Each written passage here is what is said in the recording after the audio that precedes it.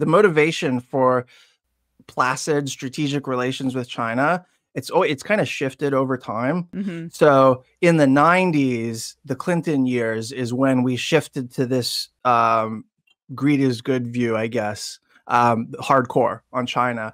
Prior to that, initially the opening was about like, look, it's nonsensical to court this large continental threat in Asia. We should be able to make peace with them to specifically help us deal with the Vietnam War. So we don't need to be fighting them by proxy in Vietnam, and they can help us get North Vietnam to the negotiating table, et cetera, et cetera. Kissinger drew false equivalencies between like the Taiwan situation and the Vietnam situation and this kind of thing. And basically we were in a position to try and achieve some like strategic gains, strategic stability by engaging them, which is kind of like low cost, no cost. Like, why not? Well, why didn't we think of that earlier? Right. Well, because of anti-communism, you know? So that was the original rationale, that strategic calculation. And then in the 80s under Reagan, it became heavily about countering the Soviet Union. So it was this more splittist kind of thing where we want to like anchor China as the bulwark against the Soviets. And so we start in the Reagan administration, we start arming up the PLA, the People's Liberation Army, and we build up China's military. We're the biggest source of their modernization militarily. And ironically, this is in the Reagan years. And then we stop that process only because of Tiananmen Square. The human rights stuff, right? Right. And so after Tiananmen, then the rationale for détente switches, and that's when you get the neoliberalism stuff. That's when you get the greed is good stuff. Okay, so it originally was just Reagan arming anybody that could be anti-communist in the USSR kind of Cold War position that he was taking. We know what he did in the Middle East as well. So you're just handing out weaponry everywhere as long as you're going to oppose the Soviets, basically. 100%, yeah. But now, like since the 90s, the coalition, this is really hard for the left to get its arms around. I don't see many people acknowledging it. The neoliberals, the corporate liberals, the like neoliberal globalization constituency has been doing all of the heavy lifting politically to sustain this détente with China. Yep. And of course, one of our strongest commitments on the left is against neoliberalism. But what we're getting under the Biden administration is like the IRA stuff. It's not necessarily post-neoliberal, not yet. It just it dispenses with the free market rhetoric stuff. But like we're still choosing capital over labor. The balance of class forces is not shifting so far, you know. And that's not me dogging the domestic investment stuff. It's that like that hasn't broken us out of the encasement of neoliberalism yet. Right. And what it has done, though, by weakening neoliberalism as like an ideology, that has meant that the political actors who work in support of Sino-US détente, well, they're weak politically right now. Their voice doesn't carry the same weight that it used to in Washington. And that means that the forces against rivalry have been beaten for now by the forces of rivalry. And that's what the Red Scare politics is connected to and is getting amplified because of. And then here's something that I know Sam has mentioned a lot, and I think it's important to emphasize, and I was happy to see how much you do so in your book.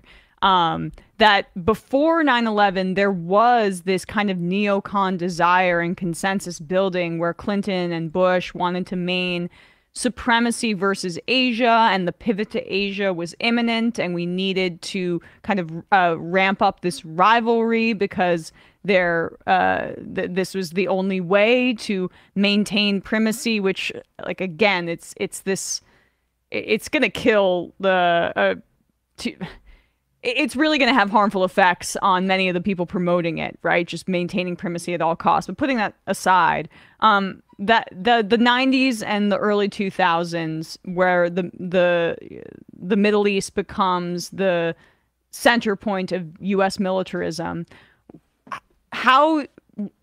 how was that pivot? How did that pivot play out where there were a lot of neocons who wanted to move towards China and Asia, but they were kind of bogged down in the Middle East?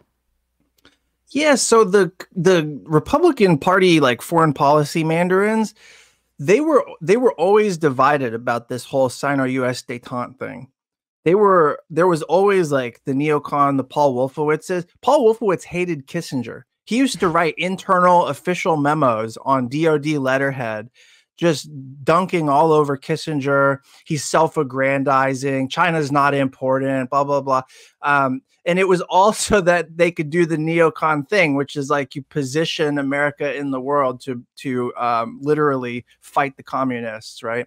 So those people, those constituents who were always against détente in the first place, the Reagan administration gives them kind of new life in a sense. And then in the 90s, they're cashing in and, defense contractors and Halliburton and all that.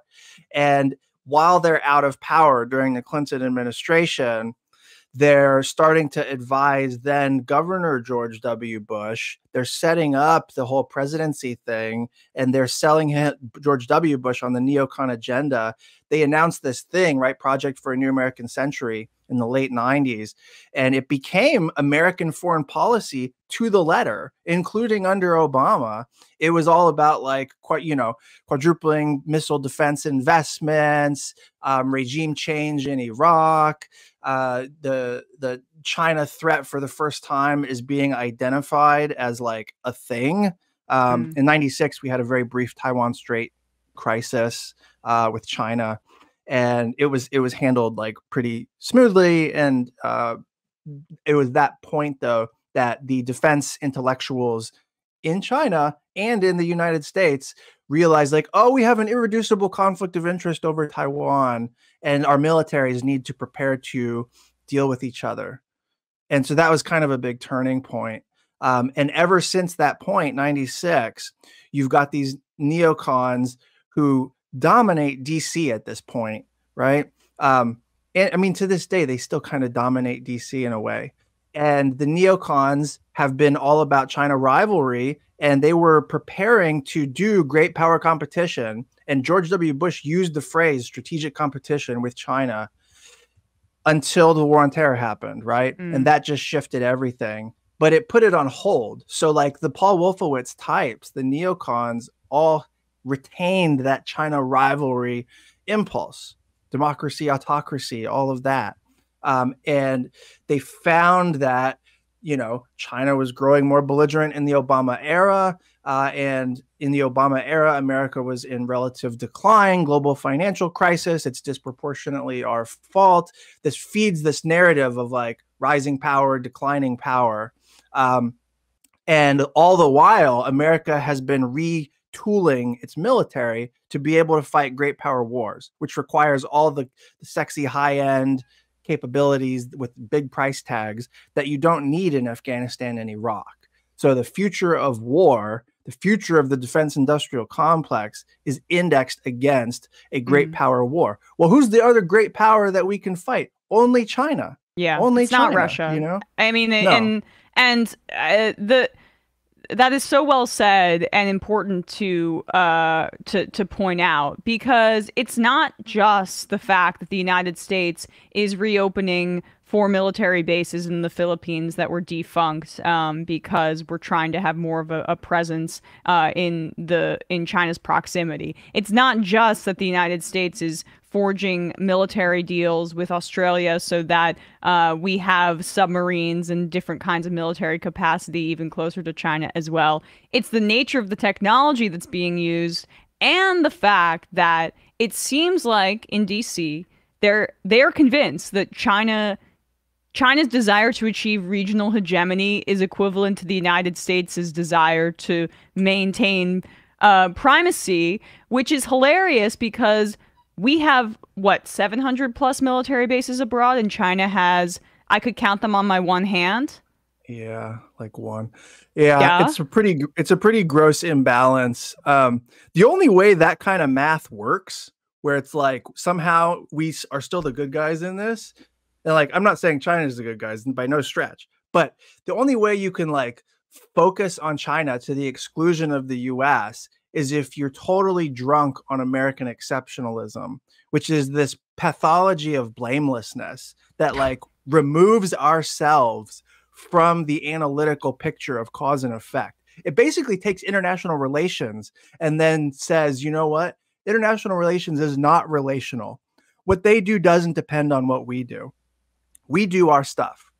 And then if they do something we don't like, then we come in with the hammer. Why? Because primacy, right? And that's why the techno containment policy that the Biden administration has embraced, like the extreme competition against China, to use Biden's own words, that is the apotheosis of what's been cooking for the last 20 years. Like this has been in the works. It's just that now there's nothing stopping it politically. There's no war on terror to distract us. We're past the global financial crisis, but the goal of primacy remains. And to retain that goal in this new historical conjuncture, well, it requires breaking up regional cohesion. It requires decoupling rather than interdependence. It requires exclusion, right? It requires all these antagonistic security constructs that tries to take security from others so that we can have security. And that kind of thinking only ever ends badly, you know? Well, it's a false zero-sum construction for power and well, maybe not power, but for safety. And that should be what the government is trying to provide for its citizens on the foreign policy basis.